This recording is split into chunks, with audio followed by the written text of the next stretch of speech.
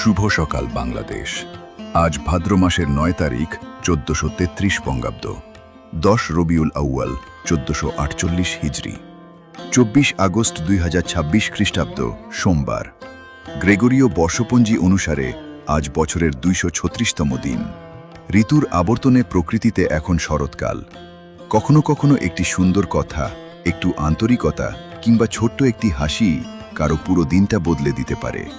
তাই ব্যস্ততার মাঝেও মানুষের সঙ্গে একটু ভালোভাবে কথা বলি, একে অন্যের প্রতি সম্মান আর সহানুভূতি রাখি। কারণ ভালো ব্যবহার এমন এক উপহার যা দিতে কোনো খরচ হয় না, কিন্তু তার মূল্য অনেক। শুভ হোক আপনার আজকের দিনটি, সুন্দর হোক প্রতিটি মুহূর্ত। সবাইকে নতুন সকালের আন্তরিক শুভেচ্ছা। শুভ সকাল।